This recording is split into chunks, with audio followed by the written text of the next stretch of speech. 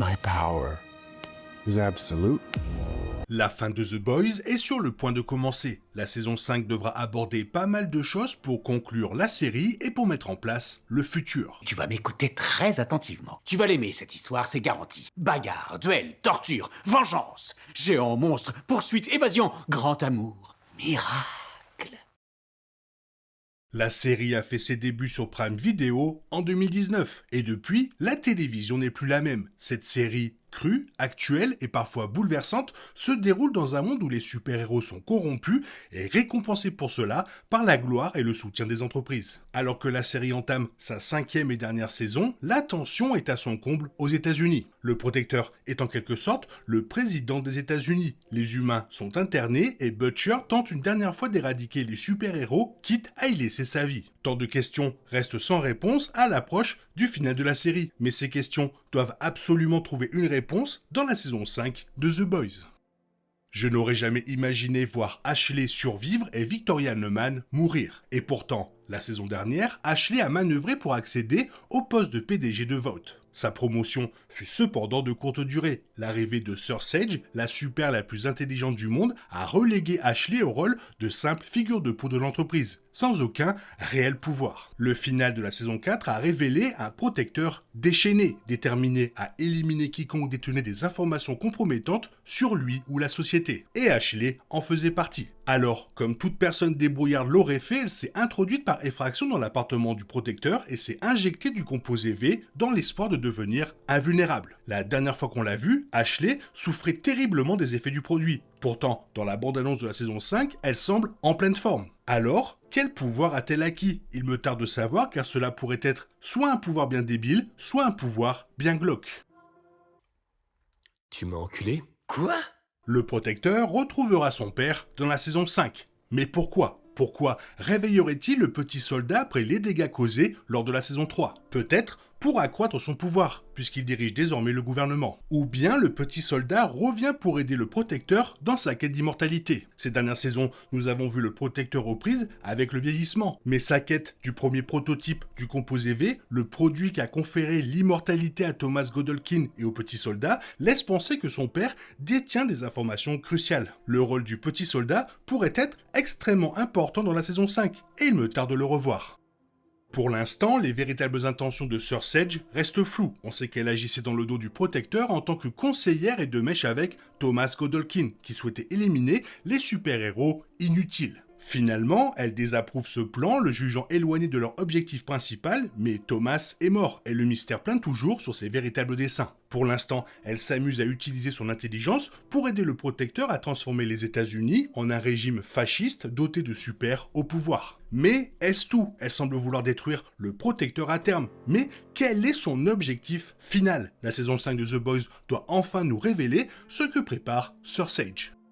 Après cette saison finale, que deviendra le collectif des Boys originaux ? Si les super sont complètement éradiqués, cela pourrait signifier la mort de Annie, Kimiko et Butcher. Yui a cessé d'utiliser le V temporaire il y a quelques temps, il est donc hors de danger. Yui, la crème et le français seraient alors dévastés par leur perte et les Boys se dissoudraient. Toutefois, il devrait aller de l'avant. Il serait logique que la crème, ancien militaire et tacticien, contribue à la reconstruction du pays. Il pourrait également renouer avec sa famille et choisir une vie paisible, loin des projecteurs, ce qu'il mériterait amplement. Le français pourrait retourner en France et y reconstruire sa vie, peut-être en travaillant dans un domaine technique ou en laboratoire. Quant à Yui, il pourrait jouer un rôle dans une éventuelle réforme de vote ou du gouvernement en général. Il y a aussi une autre possibilité. Si tous les super ne meurent pas, c'est une autre histoire. Le groupe pourrait rester uni et continuer à lutter contre les êtres surpuissants corrompus. Peut-être même qu'ils partiront en mission dans un autre pays. Après tout, une série dérivée est en cours de production au Mexique. Ou bien, ils pourraient finalement accepter la situation telle qu'elle est si des super importants comme le protecteur, Sage et Firecracker sont morts. Le groupe pourrait se séparer, les couples resteraient ensemble et chacun essaierait de mener une vie heureuse. C'est toutefois peu probable. Il se peut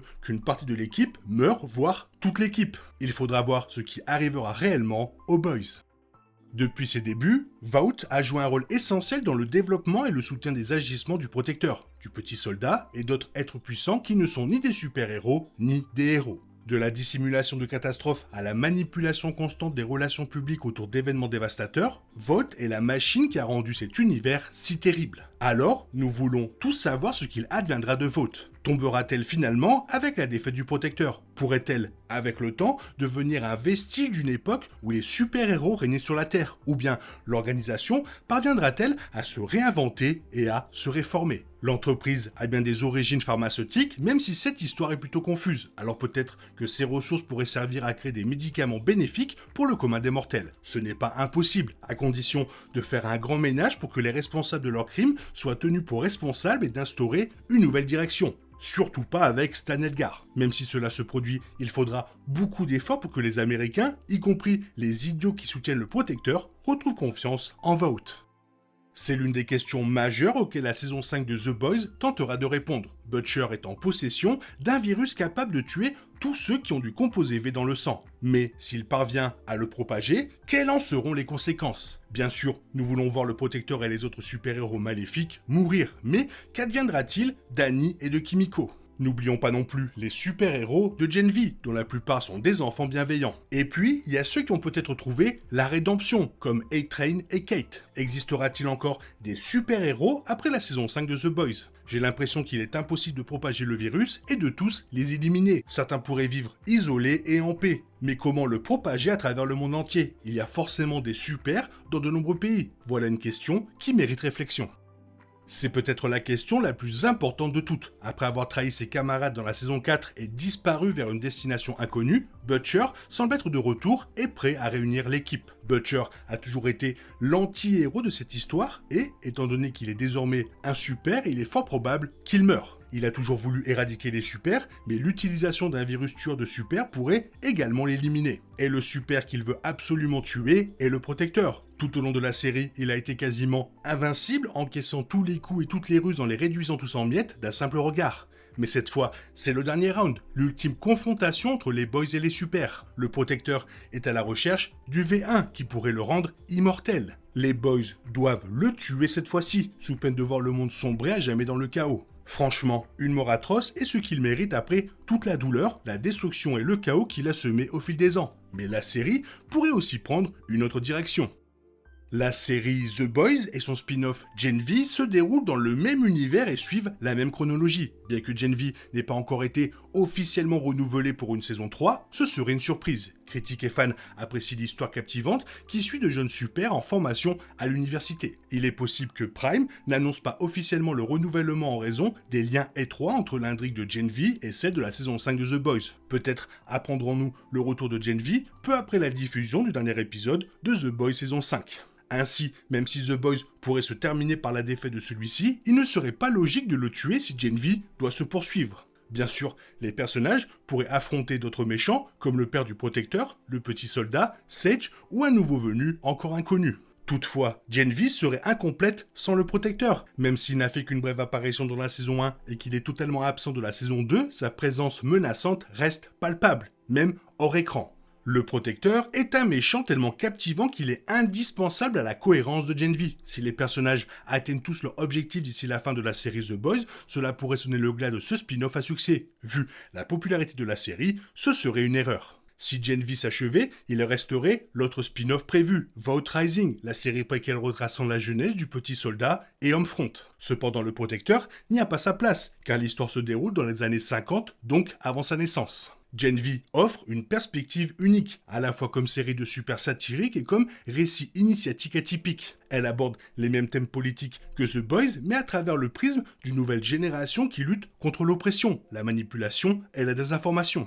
Le Protecteur, super comme eux, mène la charge, mais utilise son pouvoir et son influence pour répandre mensonges et haine.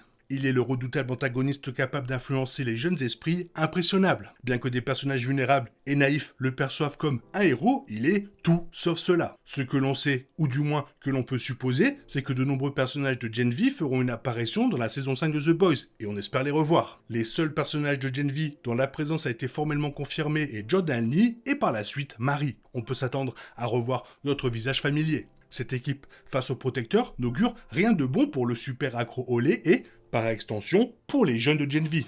Si Marie et son groupe parviennent à leur fin, Que leur restera-t-il à faire dans leur propre série? Eric Kripke a indiqué avoir planifié à l'avance la fin de The Boys. Il a toujours envisagé une histoire s'étalant sur 5 saisons. Il a également qualifié la saison 5 de version apocalyptique de la série, laissant entendre qu'au moins certains personnages principaux mourront. Oui, Gen V pourrait exister si le protecteur venait à mourir. Sa mort pourrait être un bon point de départ pour la saison 3 de Gen V si la série suggère une passation de pouvoir. Les jeunes vaincraient le super le plus redoutable de tous les temps, Marie deviendrait la super la plus puissante de la Terre et ils affronteraient de nouveaux ennemis en tant que nouvelle équipe des 7. Mais avons-nous vraiment envie d'une histoire avec un super moralement irréprochable? L'attrait de la série ne réside-t-il pas justement dans le fait que les 7 actuels, menés par le protecteur, sont tous corrompus à leur manière? De plus, un lien aussi étroit avec Gen V risque de désorienter les fans qui n'ont pas vu le spin-off. Aussi odieux soit-il, les fans inconditionnels de The Boys adorent le protecteur. Si l'univers de The Boys continue d'exister à travers Gen V, sa disparition serait étrange. Son fils Ryan pourrait peut-être prendre la relève, mais il lui serait difficile d'égaler la présence terrifiante et le besoin d'amour profondément ancré de son père. Ces traits de personnalité rendent le protecteur merveilleusement dérangé et maléfique. On l'enverrait même en cryostase comme son père. Les fans préféreraient croire à un possible retour du protecteur plutôt que de le voir disparaître à jamais. Quoi qu'il arrive au protecteur dans The Boys, cela influencera la saison 3 de Gen V, si elle voit le jour. Même si The Boys touche à sa fin, cela ne devrait pas signifier la fin de tout l'univers. Certes, le final doit conclure l'histoire de façon satisfaisante. Toutefois, les fans souhaitent voir la suite dans Gen V et on espère que le protecteur y sera également de la partie. Ce serait incroyable de voir le protecteur sans pouvoir dans la saison 3 de Gen V, voir les conséquences de ce qui s'est passé dans The Boys saison 5. Toi, qu'est-ce que tu en penses? Qu'est-ce que tu aimerais voir? Quelles sont tes questions? Fais-le moi savoir dans la zone commentaire. Sinon, comme d'habitude, bisous bisous, bye bye. T'es toujours là, toi? C'est fini. Rentre chez toi. Allez, dehors. Night, night, night.